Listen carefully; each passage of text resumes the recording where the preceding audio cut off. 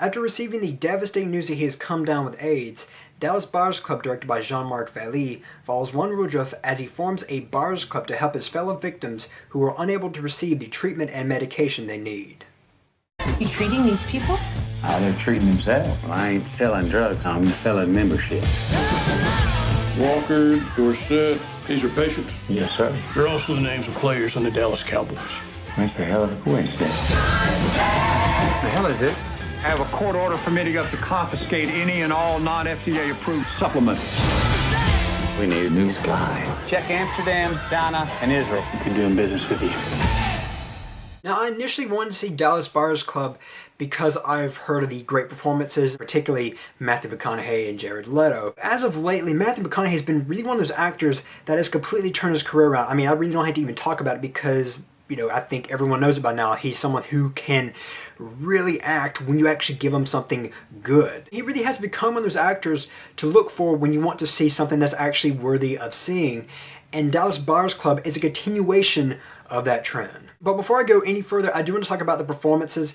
Matthew McConaughey, I mean, this is some of his best work. And, you know, he was great in Killer Joe, he was great in Magic Mike, he was great in Mud, but I really do think this is perhaps his best performance. Now, there still are some Matthew McConaughey isms in the character, but then again, that's just more to do with the character than it is Matthew McConaughey. But what's amazing about his performance is that just how physically weak he looks. I mean, he really does look like an AIDS victim. It really is shocking, you know, just what lengths he went to play this character, and it's highly admirable on that alone. But not only that, but acting-wise itself, Matthew McConaughey just has this brilliant screen presence, and he has this great sense of charisma, and so does his character. And what's interesting is that his character kind of starts out as someone, you know, he's not exactly the most likable person. He is a bit of a redneck, and he is a bit on the ignorant side, but as the film continues to move forward, he kind of goes through this rebirth because after getting the unfortunate news that he now has AIDS, he does sort of have to change his life and the way he sees things. He has to sort of work with people that he probably, perhaps, would never work with if he were to never get AIDS. And part of this is due to Jared Leto's character, Rayon. And I have to say one thing about Jared Leto.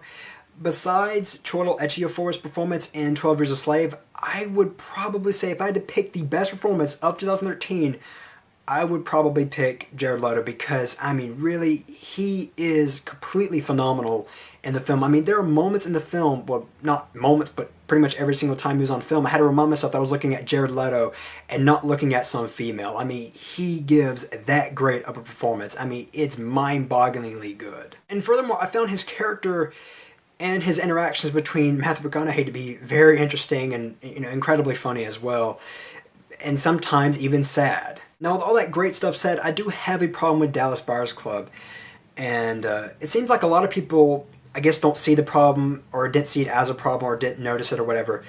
I did, and it could just be me. Maybe if I see it a second time, I won't notice it, but the editing and the continuity seemed a bit awkward to me in Dallas Buyers Club. Now, as the film started out, I noticed it a little bit, but it was nothing very bothersome.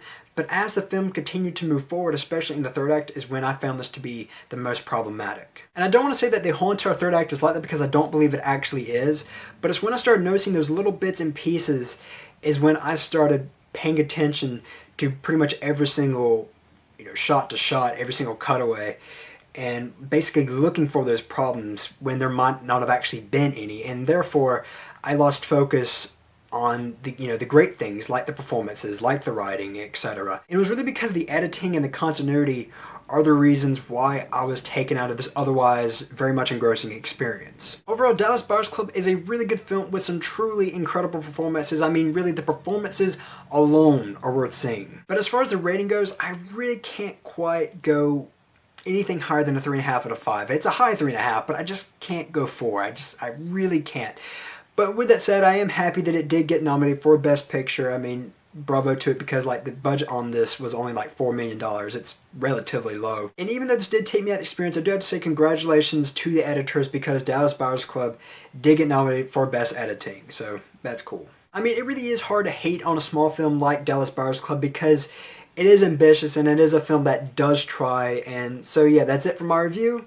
I hope you liked it. As always, I'm Colyn Kirkland, and thank you so much for watching.